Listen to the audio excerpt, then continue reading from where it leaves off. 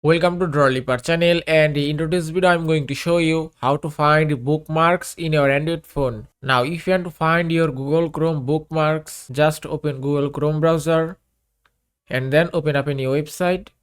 Now at first, if I bookmark this website, just tap on three dots and then tap on this star icon, and you can see it's added on the bookmark list. Now open a new tab and then tap on three dots at the top right corner of your display.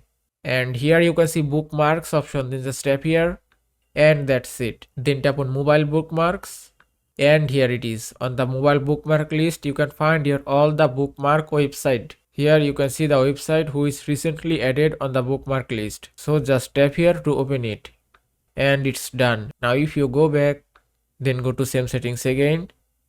If you have to remove any website from your bookmark list, just tap on three dots, then tap on delete, and you can see it's deleted successfully. And that is how you can find bookmarks in your Android phone. I hope this video was helpful. If it was, please give it a thumbs up and don't forget to subscribe.